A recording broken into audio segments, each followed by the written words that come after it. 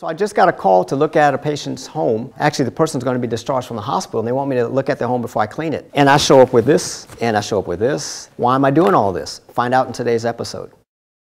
Don't miss out on purchasing one of these incredible HCS checkered purses. Don't let the smallness fool you, because it holds a lot, ladies. And it even holds our lipstick, our makeup, and anything else you need. Nothing beats a Hunter Clean home.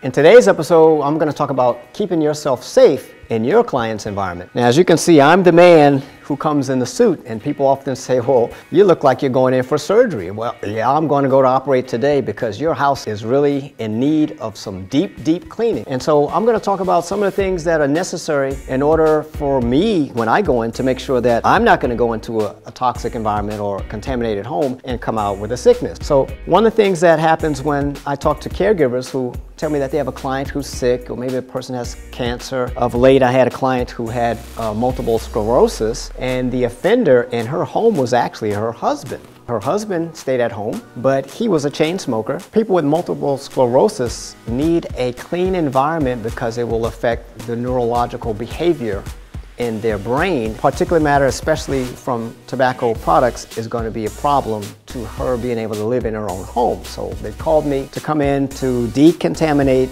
and remove all the tobacco toxins from the walls, from the ceilings, from the windows, from all the furniture, and also we purified the air. But when I went there initially to the home, what I did was I had on my shoe covers and my protective gear. The person who was the smoker was there and was like, oh wow, he's got on a mask. Well, yeah, I do put on a mask because I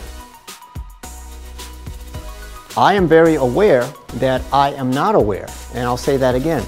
I'm aware that I am not aware of what has gone on in that house before I arrive. So one of the things that I do, if there's a problem with incontinence and if it's maybe relegated to the sofa, is I'm concerned with not only cleaning the stain of urine leakage on the sofa, but also the bacteria that you will find lurking inside the urine, which will also be embedded in the sofa. And they will find a happy home right in the sofa, and you could sit there on that sofa not knowing that a person has leaked on that sofa, and then you're transporting these bacteria back to your home. You're transporting it to your car. If you sit down on that sofa, you take it back to your home.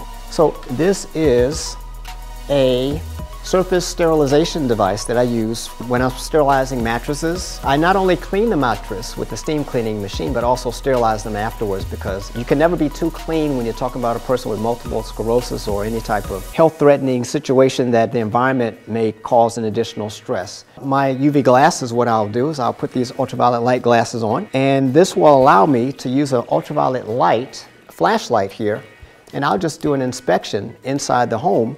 Generally, I'll do the inspection during the nighttime so I can find if there are leakages of urine stains. It'll detect as a white spot, a bright white spot or speckles. And it'll let me know if there's mice urinating in the house, which is another problem. If the person who's living in the home has leaked urine in some place other than the most obvious places like the sofa or maybe in the mattress in the bed.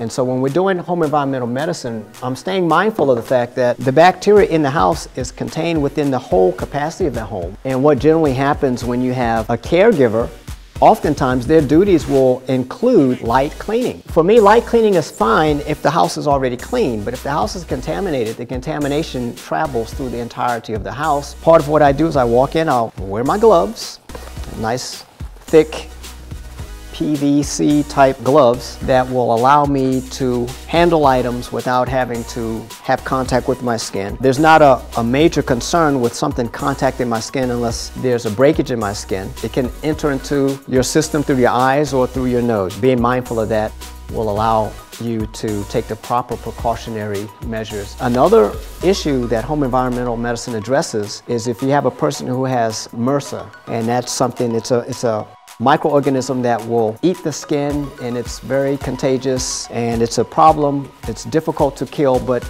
ultraviolet light will kill them. If the person who has Staphylococcus infection scratches their skin and the skin shavings fall to the floor, the nurse doesn't know that they're on the floor. So as she's walking through the home, she's tracking the MRSA throughout the home. With home environmental medicine, you're creating an environment that will reinforce the strength of your own immune system without using toxins. So you want to make sure that your efforts are not going to be stifled in that environment while you're trying to provide care for your client in their home.